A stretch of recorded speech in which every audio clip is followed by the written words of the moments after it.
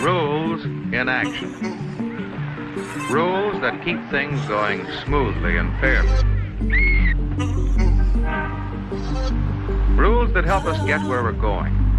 Help us work together, play together, and live together. Of course, in small groups, we sometimes get along without rules.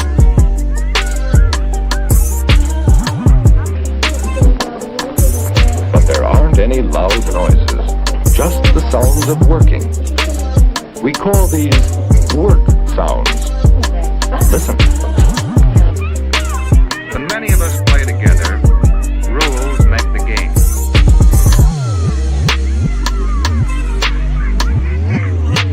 Rules help us play fair with each other, so all can enjoy the game.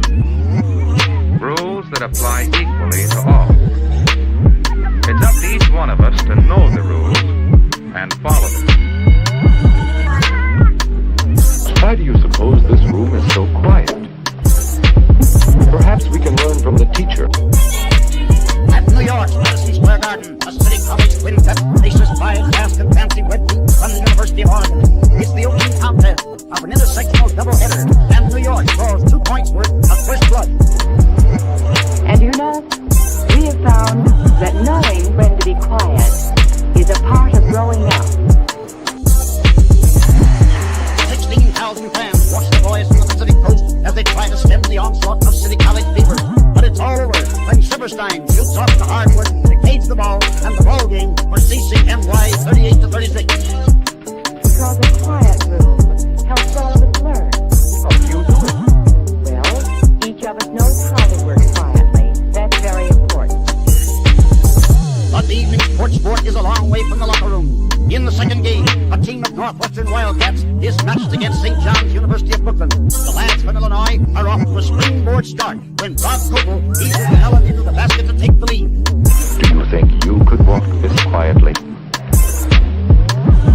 Listen to this work sound. But tribal warfare comes to the gymnasium as the St. John's Indians retaliate with 2 points. From now on, the game is touch and go, with 10 men helping to get it there. A beautiful display of teamwork, and Northwestern gets in the number column with sharp shooting Bob Coble doing the honors.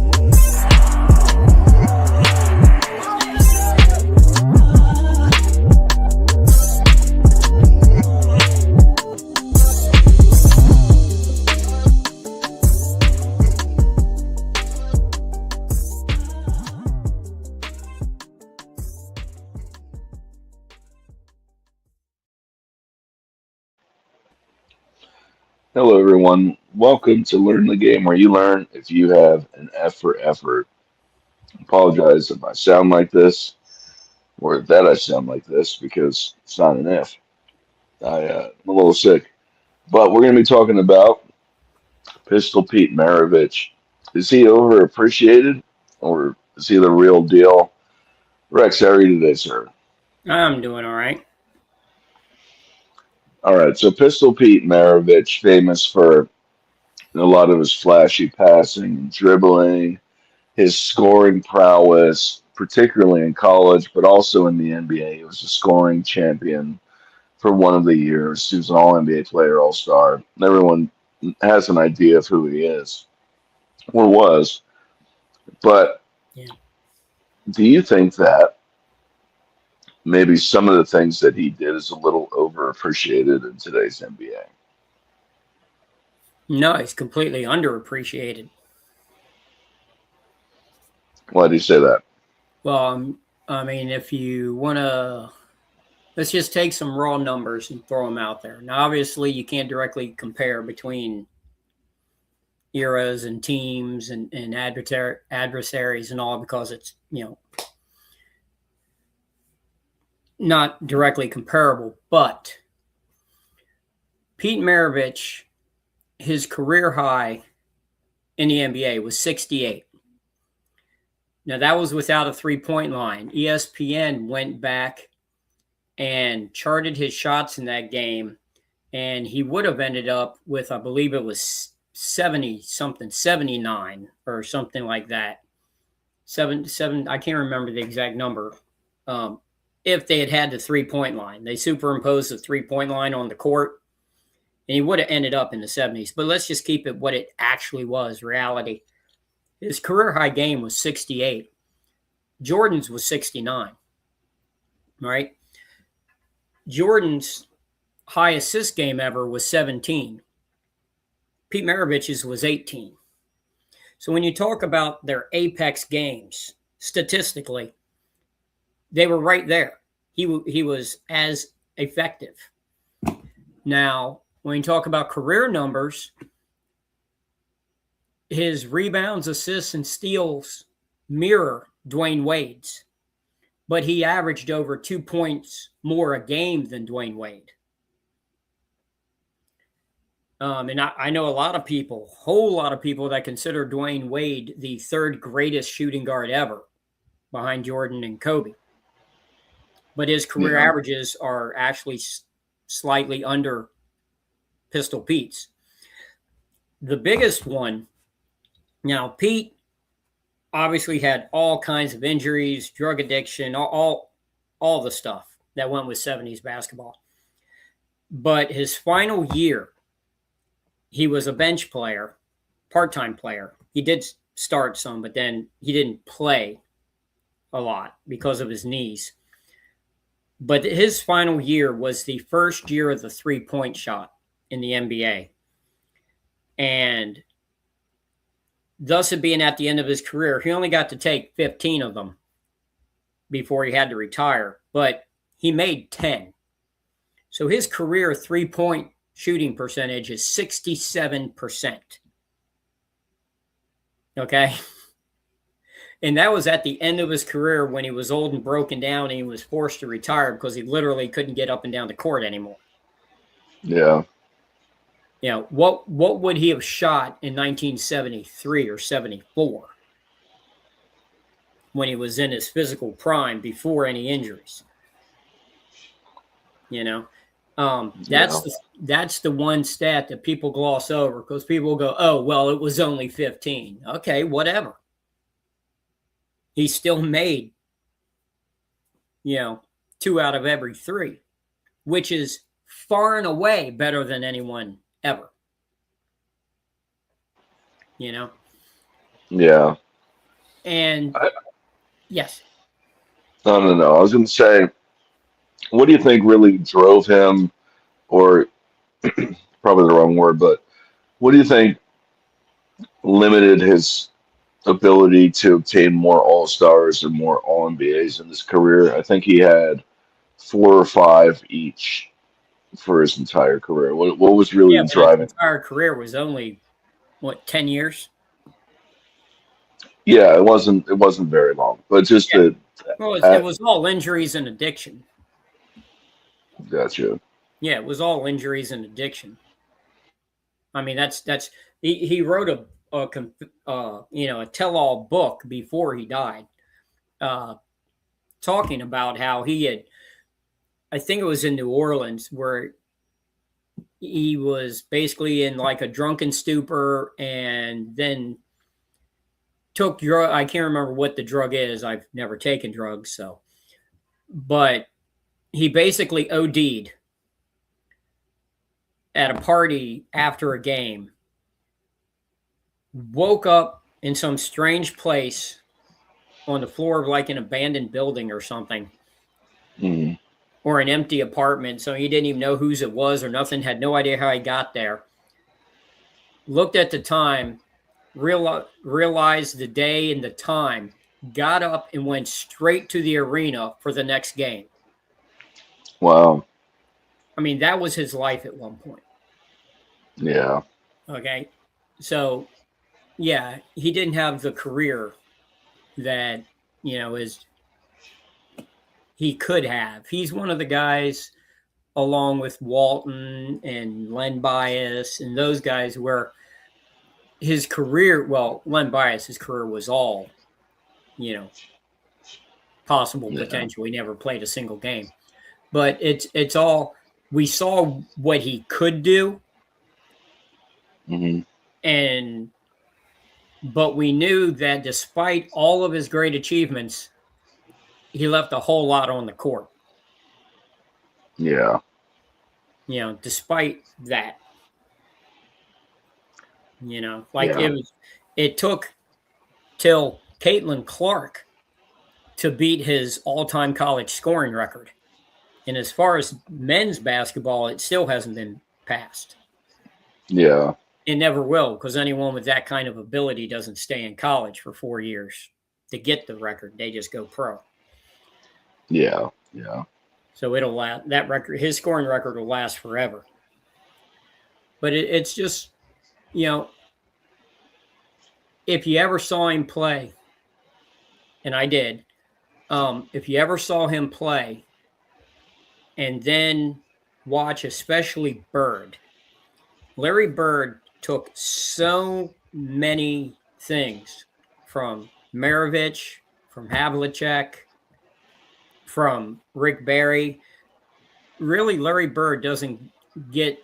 Everyone talks about his trash talking and talk about his great plays, which obviously were at the top all-time great plays of anybody.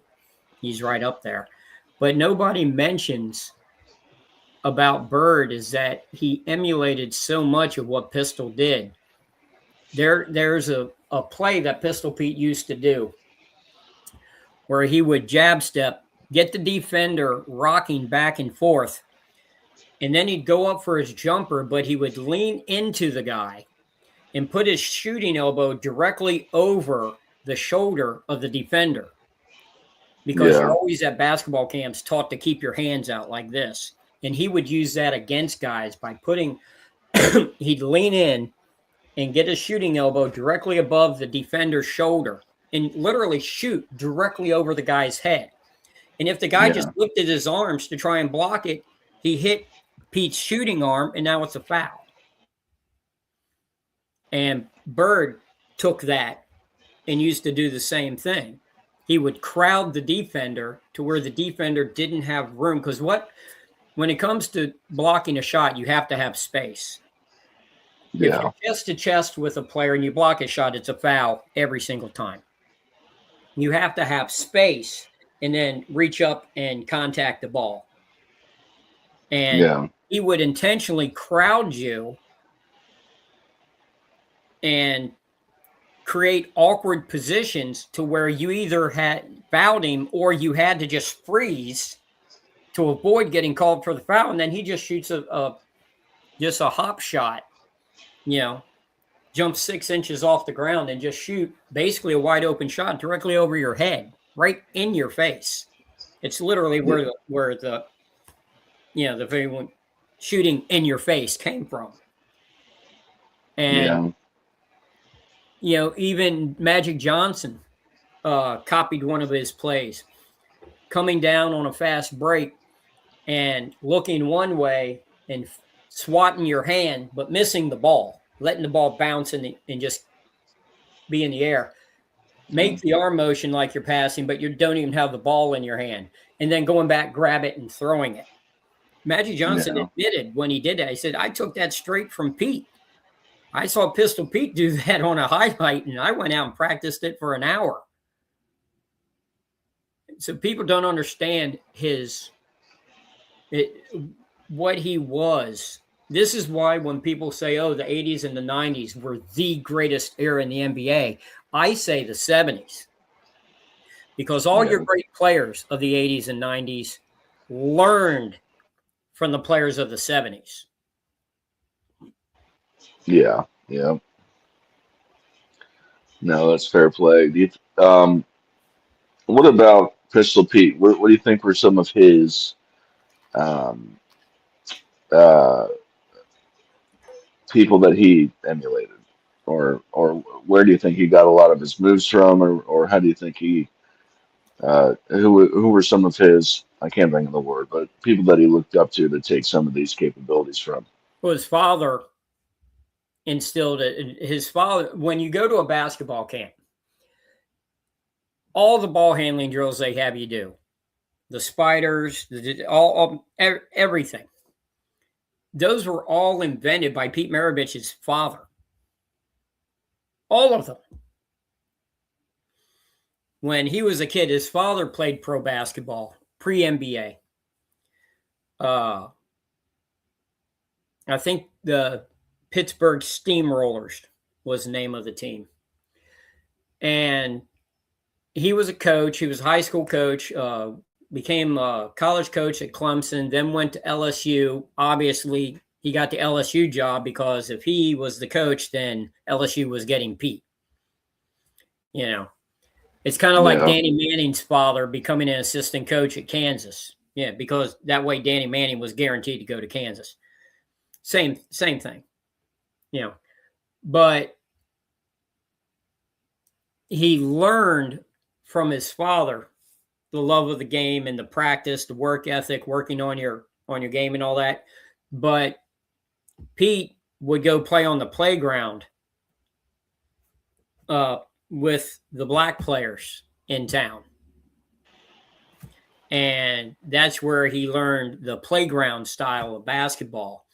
And you can probably say where Cousy was the first one to bring creativity to the NBA, it was Pete that just brought the downright nasty playground game to the NBA, him and Pearl Monroe.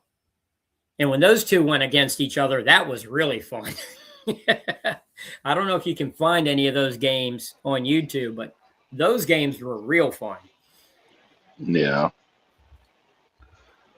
Peter Harpton asks, why didn't the Harlem Globetrotters ever individually succeed in the NBA?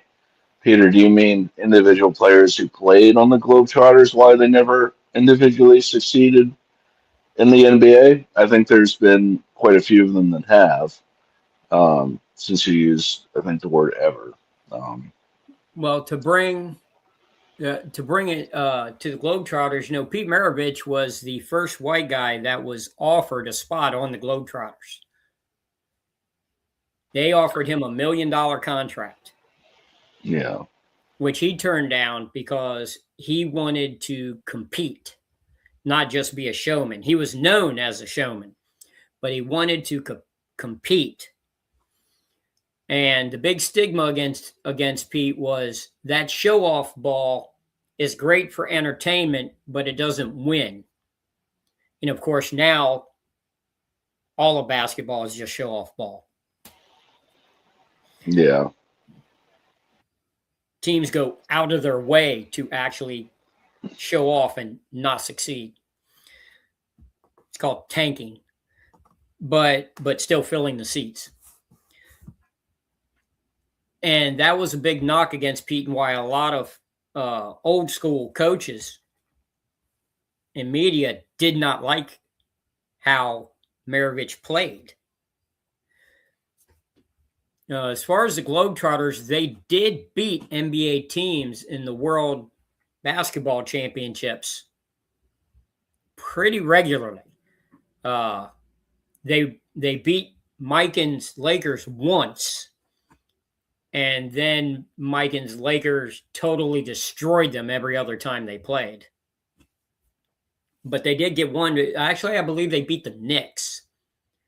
Yeah, they won the World Basketball Championship, not the NBA championship, the world. There used to be a championship in Chicago where every league champion would play each other in a round robin tournament.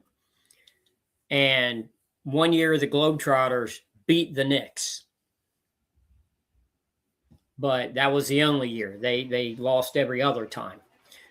That was when a lot of the best players did play for the Globetrotters because you made more money barnstorming, playing all over the place, getting a piece of the gate than you actually made on a contract playing in the NBA. And people say, well, you know, that had something to do with the talent. But what you need to understand is the NBA back then would play 78 games, I think. But yeah, it was 77 or 78. I don't yeah, 78 games. But the Globetrotters would play 300. So, yeah, they made more money because they played 4 times as many games. So they got paid a lot more. But then the more money the Globetrotters made, the more it became just a show, and they stopped being a competitive team. And then it got to the point where it was scripted. And that's when they started losing all the top talent to the NBA. Better ball handler, Cousy or Pete? Cousy, because Pete would get out of control at times and would force passes that really weren't there, looking for the, 1 out of 3 times it'll make it, and it'll be a highlight reel play, and it'll, excite the crowd. Cousy was always, he played flashy, but he always played to win. Where Pete was always taught, by his dad, the flashy, bring in the fans, because Pete's dad played in pro basketball back when that was the problem. You had no TV deals, you had no sponsorships, you didn't have any of that stuff. It was, if you could get 2,000 people to come to the game, then you took an equal split of the gate. So the more people that came, the more money you made. So we instilled that into Pete, but the game changed between when Pete was a kid to when Pete got in the NBA. It was no longer like that, but that was the way he played. Yeah. With this said, with Cousy versus Pistol, in respect to being able to handle the ball, just to go back to that initial question, you think that some of his flashy play is a little overappreciated because of what you were alluding to, that sometimes it didn't lead to winning basketball? Well, with Pete, it never led to winning basketball. Yes, well, that's what I mean. In college, he never got to the NCAA tournament. Not one time. And then in the pros, he never got, I don't think he ever got to the, I think he might have got to one conference finals. He played with Bird in the rookie season? I mean, if you want, loosely, he was the bench player. For part of the year, yeah. That was his last year. Yeah. And he only played part of the year. He had to retire. Yeah. But that team didn't win. Yeah. Bird won his second year. Yeah, tracking. The aspect, because he played with New Orleans and Atlanta. And I don't think they made any conference finals in the 70s. Casual Hoops Head says, is it accurate that Pete would have averaged 57 points in college with a 3-point line, as Bill Walton said? Well, Bill Walton just told the story. He's not the one that actually figured it. That was Dale Brown, who was also Shaq's coach, and Mahmoud Abdul-Rauf. He went back because the school had all the game tapes, right? Every game tape. So he was able to go back and chart every shot that Pete did from either the transcript or an actual film. And it wasn't the 57 points. That was one season.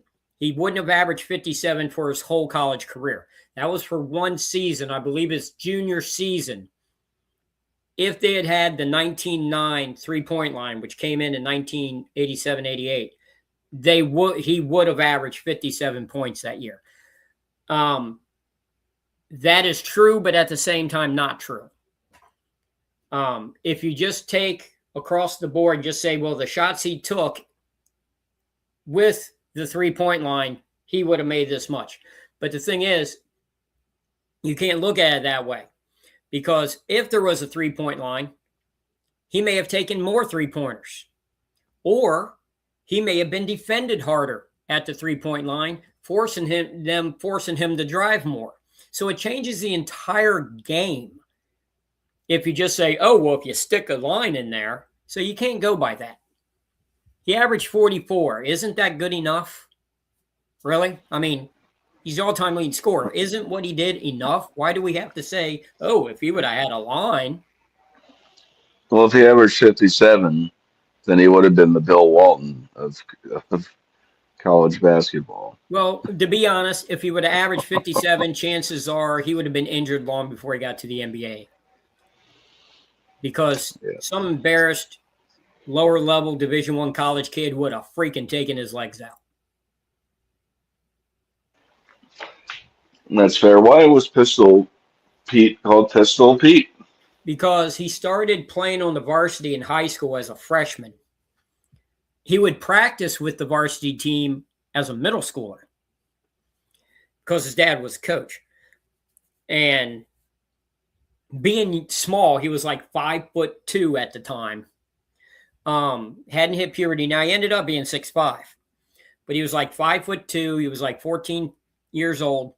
And to shoot from outside, he had to hold the ball way down at his hip and shoot like that. And like an old Western, remember, this is in the 50s now, early 60s. This is like on TV, Gunsmoke, and every other TV show was a Western. John Wayne was the biggest star in the world. Clint Eastwood was just coming up. Wagon Train, Bonanza, Big Valley. It was all Westerns. So the fact that he shot the ball coming up from his hip because he was so small, a local reporter called him Pistol Pete because he shot his shot was so quick too, that he was essentially like, a gunslinger. And that's where Pistol came from. It wasn't like Gilbert Arenas being nicknamed Pistol. That's right, I said it. Yeah. Excuse me. How do you think Pistol Pete how well do you think he would have done in today's NBA if he was able to have done all the moves that he could have potentially done? That would have done really well because he had kind of a frail body. He got injured a whole lot. Today, with how much they make, you've got the game management. So I think his overuse injuries, same with Jerry West, they would have been injured a lot less. I mean, they had almost all of their injuries were lower body injuries. Having modern basketball shoes and training techniques would have really helped Pete specifically. You would hope that the drug and alcohol thing would not be there today, but you never know. It might have been worse. Who really knows? Yeah, it's not like they're not doing it today. It's just not. Well, they're watched. They're watched now. They weren't watched back then. Once you walked out of the arena, out of the team facility, you were on your own back then. Yeah. I believe it was David Stern that started bringing in like NBA security, where they would actually they had investigators that would check your private life and would follow you and look for things that could embarrass the league. Yeah. Do you think that Pistol would have changed his game up to play, or would he have had to change his game up to play more loosely because he had played, especially with the dribbling? No, how he played is exactly how they play today. He would have been the king of the YouTube click. Yeah. He would have been famous. He would have been more popular today. Whether he would have been more successful, I think he would have been more successful not because of you hear people say, "Oh, if he played today, he'd average 50." I don't think not like that, but the fact that his injuries were injuries that today would not occur as often. with the less contact, the better conditions, the better equipment, that I think he would have had a more stable career. Do you think he would have been looked at as lauded?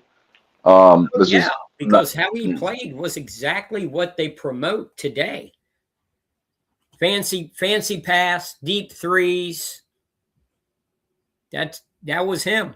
And he had a very novel and, in a way, very correct, in a way when they talked about he didn't play defense.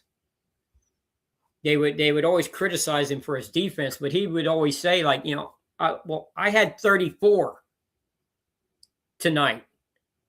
The guy covering me had 22 and fouled out halfway through the fourth quarter trying to cover me. What do you mean I didn't? Of course I played it. My offense is my defense. I make the dude work so hard on the other end. Like he would always look at his matchup. Like, okay, well, the guy playing me today had 24, but I had 34. So we didn't lose because of me. Which in a way that can be justified, but it's not that cut and dry. Yeah. Mythnick says, just for note, part of the reason he was given such the green light in college is because his daddy was coach. His LSU teams never made an NCAA tournament, mostly because he couldn't beat Kentucky, for one. And then two, the outright SEC title and auto bid. And they were largely a 500 club. He averaged 38 and 39 shots a game in college. Well, I disagree with one part of what he said. But he just said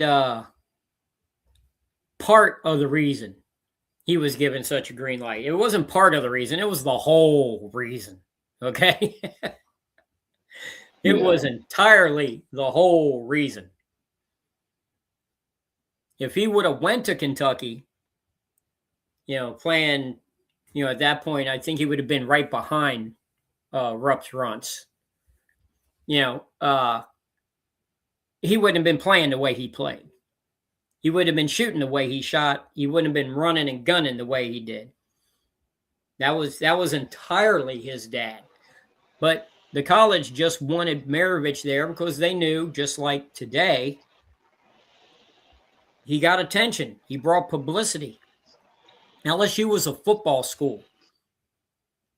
They had Bob Pettit. Bob Pettit went to LSU. Okay, they had great players before. But they were always a football school. They were never respected as a basketball school. And making sure that Pete got there by hook or by crook meant that you got attention on the basketball side. And that's what it was about, filling out the stadium for the university, more money for the school, local TV contract, all of that. That's what it was about. Was him going to the New Orleans Jazz? If I'm not mistaken, that's where he started his career in the NBA. Did that have to I think it was gone by this point, but did any of the draft rights in respect to the region have anything to do with him going there? Or why? Or was it just coincidence that he went back to New Orleans? It's never coincidence. It's never, ever coincidence. It never has been coincidence in the NBA, ever. It's always planned. It's always, back then it was $1 million business. Now it's $1 billion business, multi-billion-dollar business. Nothing is coincidence. Nothing happens by accident.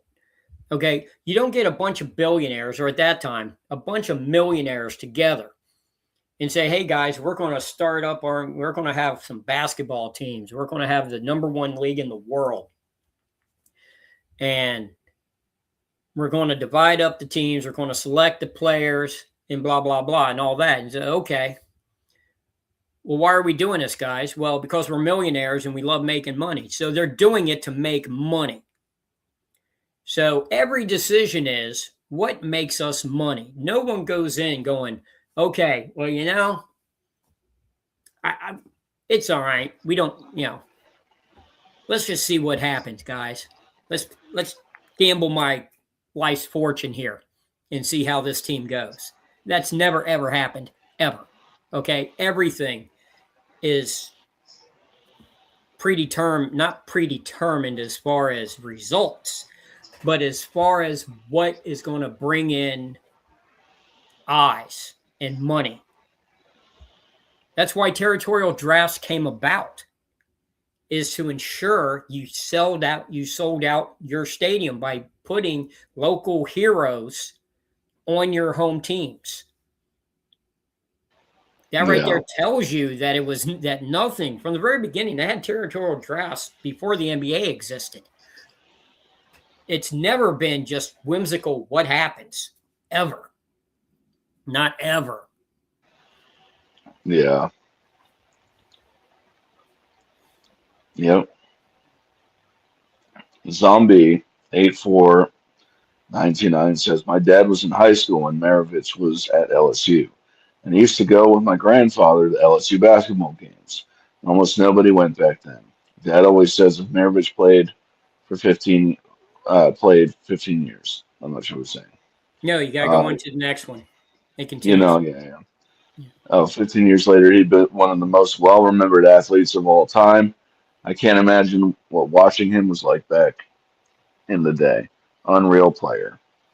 Yeah. That was the whole point. Yeah, it was crazy. Now when I got to see him, he was old and broken down at that point when I got to see him play. But he still whipped out a few plays, I remember a game he got an outlet pass on my side of the court where we were sitting. The outlet pass came out. He turned. He was about 5 to 8 feet behind half court, and he fired a diagonal bounce pass between two defenders that were trying to catch up to a teammate streaking to the basket on the other side, and he turned both of them like they were just spinning tops. Yeah. He put the ball in such a perfect position, and this is what I learned later, to pass someone open. What you want to do is you want to put the ball in such a spot that the defender thinks he can steal it, that he reaches for it, because once he turns his momentum or changes his center of gravity reaching, it means he can no longer play defense on the guy that catches the ball. He's out of position. Yeah. And he put a diagonal bounce pass that I was like right behind him. I got to see the angle of the pass. Perfect. And the two defenders both reached for it, almost slammed into each other like Keystone Cops. The ball bounces right to his teammate, who just puts in an open layup. And it was like, wow, that was like perfect. So I got to see some slick moves, but I never got to see prime pistol. Never got to see that. Yeah. I got to see him with the two white sleeves on each knee. Yeah. Yeah. Oh man, now I'm coughing and fit up here. Who would you have liked to have seen Pistol Pete play with in his prime? Well, he famously had the one-on-one duels with Dr. J after practice, when Dr. J was with the Atlanta Hawks for 2 weeks during preseason. Before a judge ruled that he couldn't break his ABA contract and he had to go back to the ABA. But for 2 weeks, they were teammates in training camp. And Dr. J is the biggest proponent of Pete Maravich, saying, I played the guy one-on-one every day, and he beat me just as much as I beat him. We were like 50-50 in one-on-one. And this dude's going one-on-one against Dr. J, and he's beating Dr. J half the time. Yeah. And Dr. J was known as the greatest one-on-one player in the world at that time. But still, Pete was able to, get victories on him half the time. Yeah. I think if Pete had been, to be honest with you, if he had been on a team like the '60 Celtics, a team where he wouldn't get out of control with the gunning and creativity, and would have a rock solid defense behind him to cover his weaknesses, I think he could have stepped into the Kuzi role and been fantastic. Yeah. Because you always get that when you get down to the end and you need a guy to make a play on offense. Well, this guy can make a play. He doesn't have to gun it the whole game. He doesn't have to, kill himself on defense. He just has to be there at certain points of the game. I thought he would have been fantastic. But he always went the low, trying to get, it was all about trying to get fans into the seats everywhere he went. Yeah. No. I think he went to Atlanta right about, in the same time as when Lenny Wilkins retired. Mm-hmm. So he was like coming in to liven things up and get the team, get the town interested in the team again. Yeah. Obviously in New Orleans, and then when they moved to Utah, you have to get the fan base in there. And then going to Boston was what Auerbach used to always do. It's what I bring up all the time when people say, oh, Bill Russell wasn't that great. He played with 43 Hall of Famers, and stuff like that. It was like half of the Hall of Famers that Russell played with were former great players that came off the bench, because he wanted experienced veterans who had been there and done that coming off his bench, because when he wanted someone to come in and spell Bill Russell for the 5 minutes a game that Bill Russell didn't play, he wanted someone that just wouldn't make a mistake. Yeah. Phil Jackson did the same thing. Brought in Ron Harper and Darrell Walker and Robert Parrish and John Sally, and, would bring in all these old players that had been on winning teams or were former all-stars who were going to be Hall of Famers, just to impart knowledge and stability to the younger players. That's why they had Bird, and they knew what they had in Bird, but let's get an older superstar that's in the same, thing as Bird, the same stratosphere as far as when he was when Maravich was healthy. But the thing is, if you read Bird's book, Bird didn't take it nicely. He thought it was an affront to him. And he did his trash talking with Pete nonstop. Was not real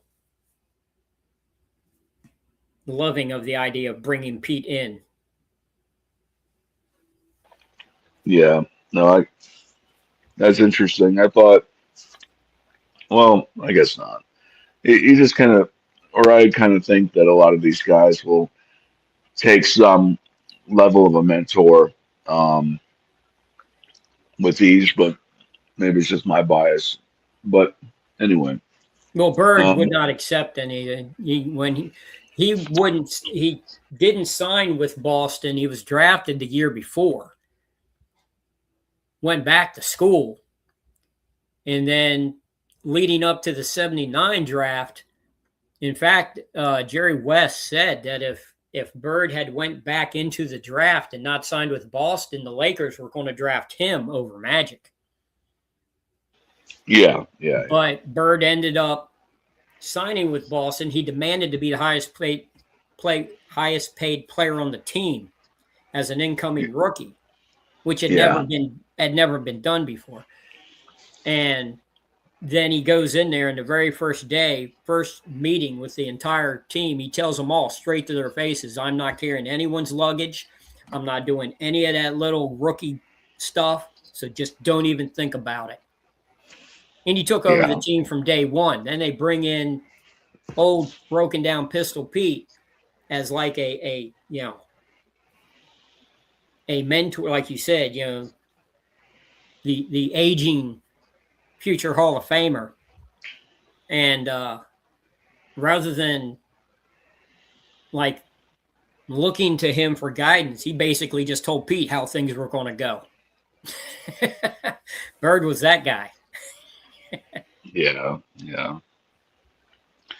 What player would you say is the closest comparison to Pistol? Oh, geez, there's really no one like him. That's the whole point. The closest of anyone else in history, the closest playing today? I don't know. I didn't ask the question, but how about both? My gosh.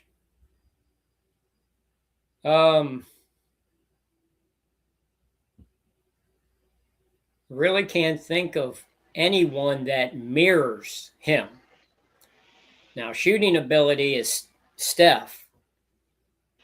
Because when Pete played, he was known, everyone agreed, he was the best shooter, period. Yeah. And all the other great shooters, so yeah, Pete's the best shooter, Pete's the best ball handler. So if you want to talk about the image, I mean, as far as ball handling, people say Kyrie is the best, right? So you got to compare him to Kyrie. But Kyrie is a small guy, and Pete was a big guard that shot over people and was creative. You see, Kyrie gets to the rim, like all the way to the rim. Pete didn't get all the way to the rim. Pete liked to shoot from, like, when he went into the lane, he usually shot from like 3 to 5 feet from the rim. Yeah.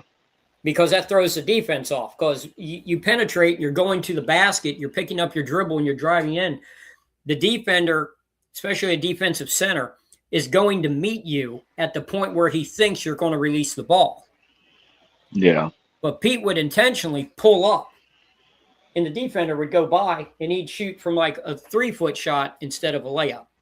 He wouldn't turn his wrist over. He would shoot a little dink shot rather than take it all the way in, or he would do a spin, spin it off the glass, something like that. It was always misdirection. Yeah. And so Kyrie never does that. Kyrie goes to the hole hard all the way to the basket. Like I said, there's really no one that played like Pete. That's the whole point.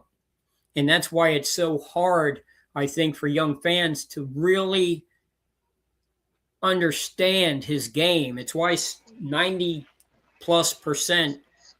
of fans don't understand Bill Russell and don't understand the greatness of Bill Russell, because you don't understand, because there's no one to compare him to. Yeah. So you can't say, like, you can go when Jordan came out, and if you were talking to someone that knew nothing about modern basketball, hadn't seen Michael Jordan yet, and you're talking to an old head and you say, well, what's so great about this guy Jordan? You just say Dr. J. He's like the new Dr. J. He's taking what Dr. J did and he's adding to it. Yeah. When Magic came out, they're like, well, he's like Oscar, but he's really flashy. They give you a point of reference and then they say what you add to it. Yeah. Whereas there's really no one that's come along where they say, to be honest with you, the player that's most like him, honestly, is Caitlin Clark. Caitlin Clark is almost how she plays, the shot selection, the passes. Her passes are not always as flashy, but Caitlin Clark has modeled a lot of the moves. If you watch her highlights, she does the same 4 or 5 moves over and over again, and the defense just can't catch up to them. But if you take her moves, there's actually a YouTube video that shows this. It shows Caitlin Clark doing a great move, and then it shows a picture of Pistol 50 years ago doing the exact same move. There's no doubt in my mind that she actually watched Pistol Pete highlights and practiced those moves because they're exact. Yeah. Because, see, you have ways of beating a defender. You can there's 3 ways, essentially. One is deception, right? Yeah. Basically, the idea that you're going to execute the move perfectly. The pump fake, the jab step, the fake pass, the cut, whatever. You're faking the defender, getting him lean the wrong way, looking the wrong way, and taking advantage of his mistake, right? Then you have that's a skill way of beating a defender. Then you have the athletic ways of beating a defender, which is you either just plain jump over them or reach over them if you haven't the height advantage, or you just plain go around them. Like even when they're D'ing you straight up, no fakes, you just blow past them because you're just faster and quicker, and that's that. Pete, although he was a great athlete, didn't try to out-leap guys. He was shifty. He got guys leaning and turning the wrong way and beat people laterally, which if you're going to coach girls is the perfect way of teaching girls how to play, because very few girls can beat other girls with verticality. You don't have very many, WNBA guards that are jumping over the centers. You can beat the defender laterally, and Pete was one of the greatest ever at that. Yeah. Hey, Rex, let's go through some of these comments and see what you would grade them. So Peter Harpton asked, why didn't the Harlem Globetrotters ever individually succeed in the NBA? Who do you think was a better ball handler, Bob Cousy or Pete? And why is Pete Maravich called Pistol? What grade would you give Peter Harpton? Well, since we don't know the exact context of the first question, those were good questions. And once again, it's what I was saying. People trying to get a gauge on exactly what Pete was. They ask, well, Cousy or Pete? What that's how people always compare. And that's the thing is there's really no one comparable to Pete ever. That's what made him so great, so unique. But I would give those an A. Really don't pay much attention to the Globetrotter one because we don't know exactly, does he mean why did the Globetrotters not play in the NBA? Like the team not join the NBA? Because they could have. Or the individual players that played on the Globetrotters not transition to the NBA. Yeah, no. Casual Hoops had asked, is it accurate that Pete would have averaged 57 points in college, like Bill Walton said? And what player would you say is the closest comparison to Pete? What would you give him? Well, that's an A plus because that's the thing. That's the explain the myth, and then how do we grade him as modern fans? So that's really what this show is about, is those two questions. Mithnix asked, he was the one who made the statement that just for no part of the reason he was given such a green light in college is because his daddy was coach. Yeah, absolutely. And then talking about going to the game. Kentucky as well. Yeah. Yeah. Yeah. Well, that's what I had said. I had said those things. Yeah. What grade would you give him? Well, that's a C because I had already said them. All right, and then He affirmed Zombies. what I had said. So, yeah, he backed me up. Yeah. Zombie said my dad was in high school when Maravich was at LSU. No, I thought that was the other guy that said that. Oh. No. Zombie said this one. And then he said, Dad always said if Maravich played 15 years, he'd be one of the most well-remembered athletes of all time. Oh, yeah. Absolutely. Yeah. That's what a lot of young fans need to understand.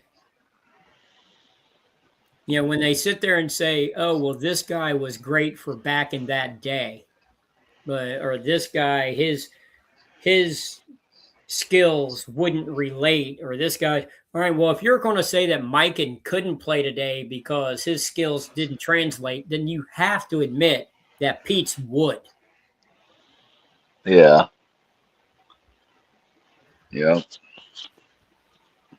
What would you rate that, Steve? Oh, those were great. That's an A.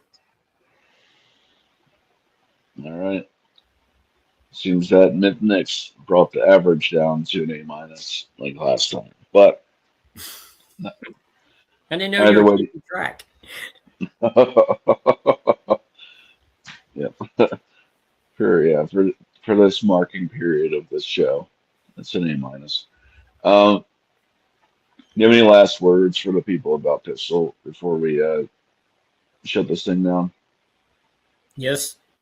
We're on YouTube. Use it.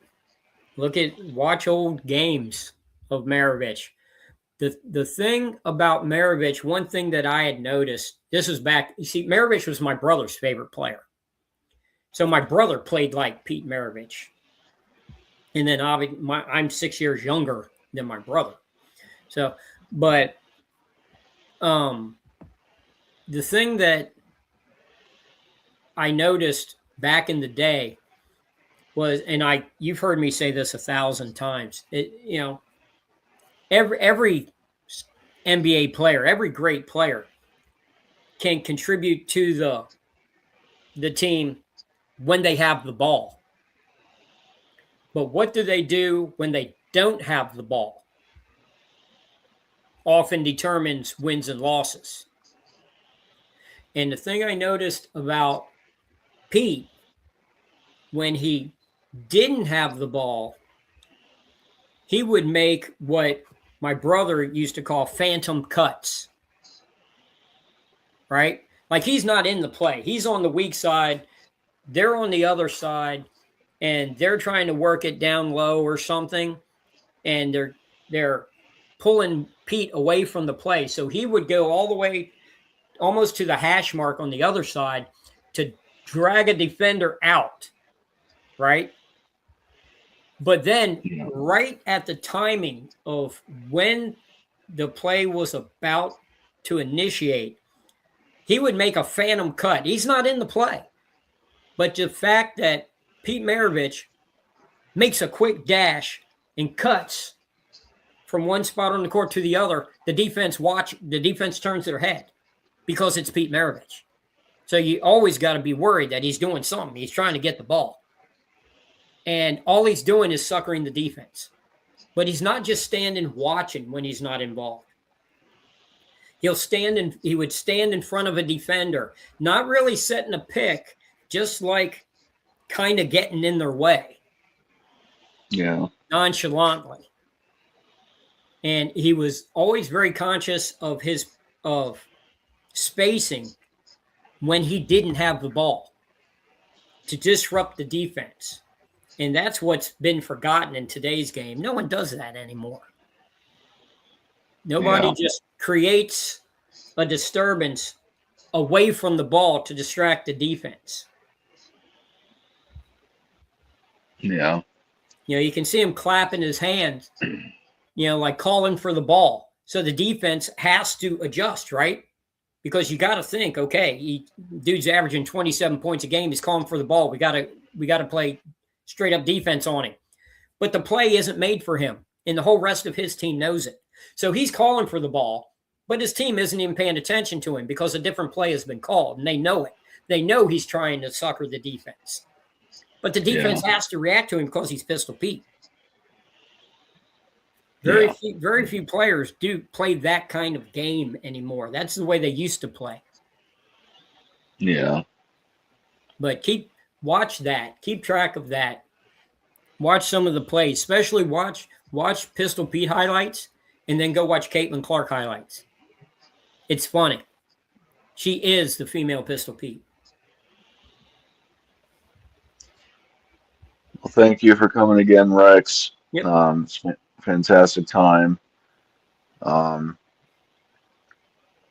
you know right now if you'll be available tomorrow, or? Have no idea. The whole house is sick. I don't know. Okay, I'll get with you. Yeah, I'll be able to let you know later tonight. Matter of fact, I Okay. got to run out when we're done here. I got to run out to the store and get some stuff. Yeah. All right. Well, I hope you have a great rest of your day and learn the game. And give us some ideas, everyone watching, listening. Give us some ideas for a topic of the next show that you want to hear. Yes, please put in the While we're comments. doing it. Yeah, or while we're doing it. Yeah. But other than that, learn.